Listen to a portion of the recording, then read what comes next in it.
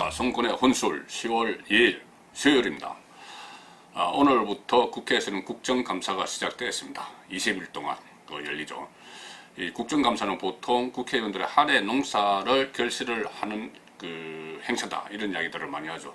그동안 1년 동안 해당 상임위에서 해당 기관들에 대한 여러가지 정책적 질의를 하고 추궁을 하고, 그 준비한 1년을 준비하고 9월달에 원래 9월쯤부터 시작되는 9월 10월에 시작되는 국정감사에서 그것을 한 해 농사를 추수한다, 그렇게 표현을 합니다. 그런데 지금은 아시다시피 모든 국정이 이 조국 블랙홀에 빠져버렸기 때문에 지금 국정감사도 조국 법무부 장관에 대한 의혹 규명, 또 파면 촉구, 또 여당에서는 지키기, 이런 논란으로 또 별 소득 없는 그런 또 행사로 진행이 되어버릴 것 같습니다. 알맹이 없이.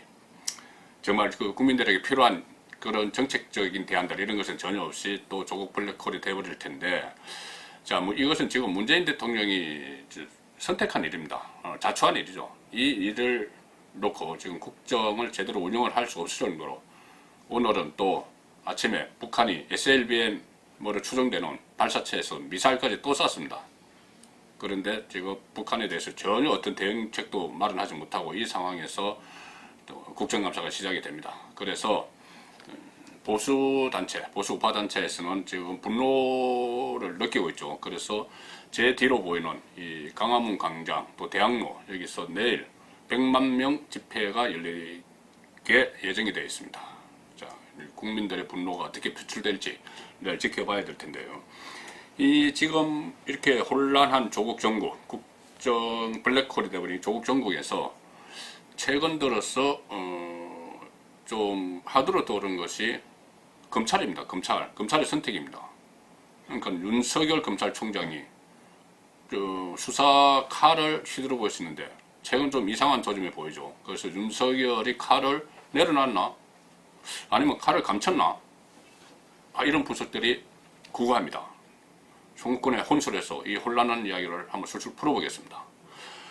자, 일단 두 갈래 움직임이 나타나고 있습니다. 최근에 검찰의 미묘한 변화에 대해서는요. 하나는 조국 장관 부인 정경심 교수, 정경심 씨를 지금 기소가 되어 있죠. 정경심 씨는 사무소 위조, 동양대 총장 표창장 위조, 사무소 위조로 기소가 되어 있고, 아직 한 번도 검찰에서 소환하지 않았습니다. 그런데 조만간 검찰에서 소환을 할 텐데, 처음에는 정경심 씨도 대검 청사 1층 현관 출입문으로 들어오도록 하겠다, 이렇게 검찰에서 밝혔죠. 그 말은 뭐냐면은 기자들이 대기하고 있는 포토라인에 세우겠다는 이야기입니다. 지금까지 중요한 사건의 피의자들이 그래왔듯이 정경심 씨도 포토라인을 설치를 하고 기자들이 가서 설치까지 다 해놨습니다. 그리고 기자들이 쫙 대기하고 있죠. 근데 갑자기 어제 오늘 사이에 비공개 소환을 하겠다, 정경심 씨를 검찰에 소환을 하되 비공개로 소환하겠다, 이렇게 또 이야기가 나오고 있습니다. 건강상의 이유, 저번에 압수수색 했을 때 실신할 정도가 됐다, 그런 이야기도 있었고, 그런 정도 아니라는 이야기도 있었는데, 건강상의 이유를 들었습니다. 그래서 구급차를 대기한다, 이런 이야기도 있고, 또 하나는 불상사를 방지하겠다. 그러니까 이 조국 수사에 대해서는 지금 찬반 여론이 극명하게 갈려있기 때문에 검찰 출두하는 과정에서 어떤 불상사가 일어날지 모른다. 그렇기 때문에 지금 기자들이 대기하고 있는 포토라인으로 들어가지 않고, 포토라인에 세우지 않고 지하 주차장을 통해서 소환을 해서 조사하겠다. 그리고 또 심지어 오늘부터는 불구속 기소로 가닥을 잡았다, 검찰에서. 그러니까 정경심 씨를 소환을 해서 기소를 하되 구속영장 청구 안 하고 불구속 기소로 가닥을 잡았다, 이 말까지 나옵니다. 여기까지 보면 검찰이 지금 상당히 꼬리를 내리고 있죠. 그리고 또 하나, 그저께, 그러니까 30일, 그러니까 이 정경심 씨에 대한 이 소환 방식을 갑자기 바꾼 이유가, 문재인 대통령이 지난 27일 날 고민정 청와대 대변인을 통해서 인권 이야기를 했죠. 검찰 수사 과정에서 인권 이야기를 했습니다. 그 인권 이야기한 것이 결국은 조국 장관 집에 대해서 11시간 압수수색을 했다는 것인데, 그 전에 박근혜 전 정권, 이명박 전 정권 수사를 하면서 그 강제 수사를 해서 이재수 전 기무사령관 같은 경우는 뭐 포송줄에 묶고 수갑을 채우고 그런 모습을 다 보여주고 그것이 결국 극단적인 선택을 하게 됐고, 또 변창훈 검사 또 역시 극단적 선택을 했는데, 변창훈 검사도 뭐 어린 아이가 있는 집에 새벽에 검찰이 들이닥쳐서 압수수색하고 막 그런 상황, 그래서 당사자가 스스로 목숨을 건넌 그런 일까지 있었는데, 그때는 인권 이야기 하나도 하지 않다가 조국 장관 집 압수수색했다고 인권 이야기를 했습니다. 어쨌든 그런 문제 때문에 지금 검찰이 지금 꼬리를 내리고 있는 게 아니냐, 그런 이야기도 하고 있습니다. 그리고 또 하나, 두 번째 이 움직임이 뭐냐면은 그저께죠. 30일 문재인 대통령이 갑자기 조국 법무부 장관을 불러서 업무보고를 받습니다. 업무보고를 받고 그 자리에 윤석열 검찰총장이 있지도 않은데 검찰총장에게 지시한다 이렇게 하면서 검찰 자체 개혁안을 만들어라 이렇게 했습니다. 그런데 그 다음날 바로 어제 윤석열 검찰총장이 그래 우리 검찰 개혁안 우리가 여태까지 해놓은 거 있다 하면서 딱 제시를 했습니다. 세 가지를 제시를 했죠. 하나는 특수부 축소입니다. 검찰 대검의 특별수사부 지금 조국 수사를 하고 있죠. 특수위부에서 이 특수부를 축소하겠다. 그래서 이 특수부 축소는 조국 장관이 되고 나서 계속 강조해왔던 거죠. 전국 7개 검찰청 중에서 서울중앙지검을 포함한 그 3곳만 남기고 나머지는 특수부를 폐지하겠다. 이렇게 그러니까 윤석열 총장은 특수부에서 오래 근무했습니다. 특수통이죠.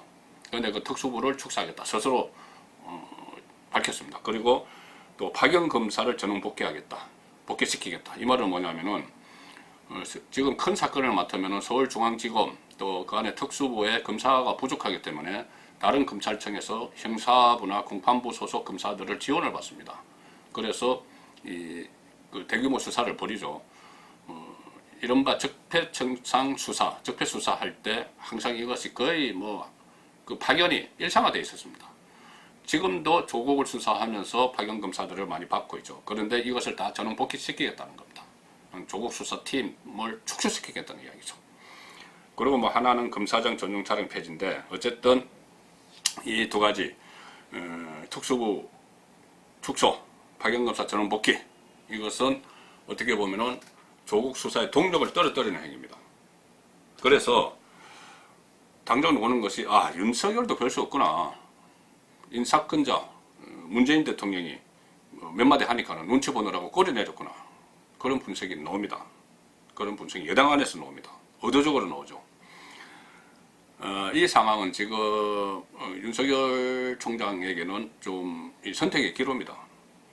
처음에는 조국 법무부 장관을 기소하면서 동반 사퇴 이야기가 나왔죠. 동반 사퇴 이야기가 나왔는데, 조국 장관이 어제 국회 대정부질문에서 한국당 의원이 문재인 대통령이 명백한 위법 행위가 발견되지 않았다는데 명백한 위법 행위가 뭐라고 생각하느냐고 이야기를 하니까는 조국 장관이 통상적 절차에 따라서 수사, 기소, 재판 절차를 거쳐야 된다. 그거 다 거쳐야지 명백한 위법 행위가 있는지 없는지 드러난다. 검찰 수사만으로는 안 된다는 이야기죠. 법원에 가서 1심, 2심, 3심 끝까지 지켜보겠다. 그러니까 사퇴 안 하겠다는 이야기입니다. 문재인 대통령 뜻도 그렇고 사퇴 안 하겠다는 이야기예요.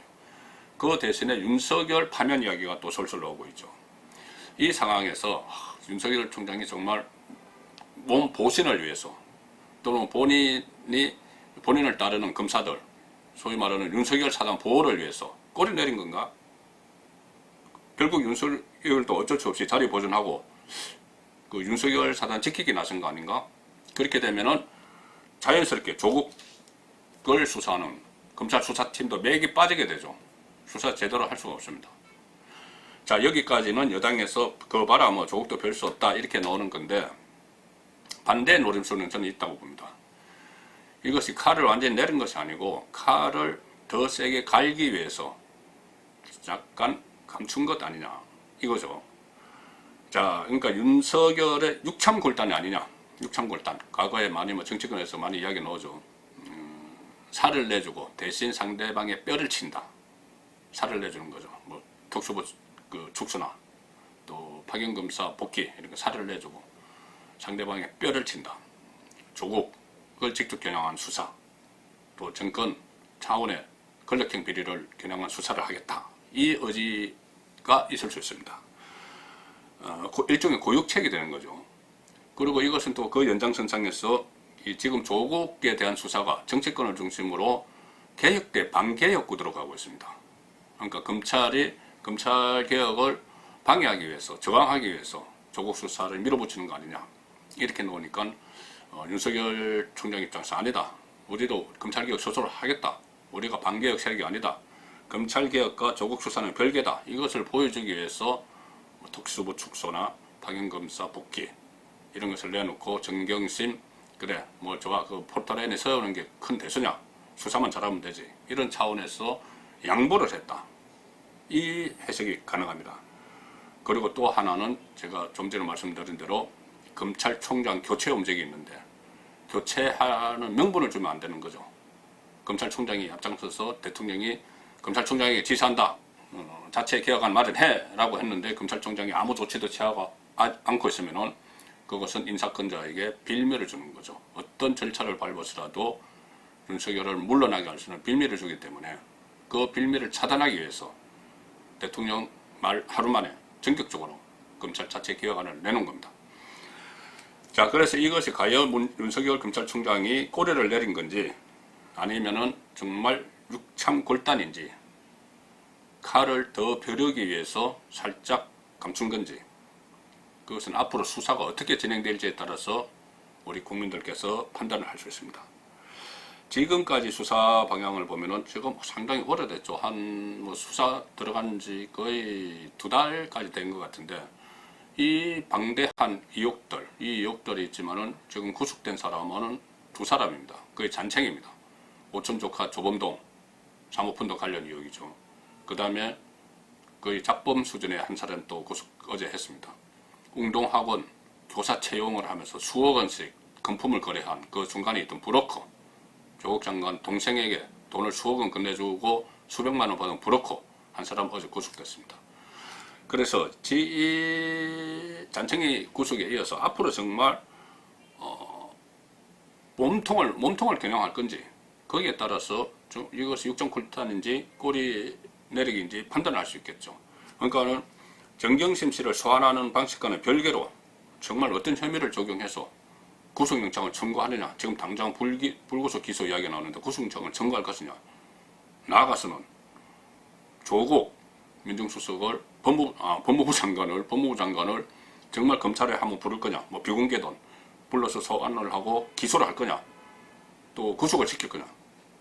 나아가서는 조국 장관 뒤에 또 있을지도 모르는 배후를 끝까지 파헤칠 거냐. 거기에 따라서 윤석열 장관이 어제 취한 2가지 조치, 정경심 비공개 소환, 또 자체 개혁안 발표, 그것이 꼬리 내리기냐 아니면 육참 골단이냐 판가름을 할 것 같습니다. 송건의 권술이었습니다.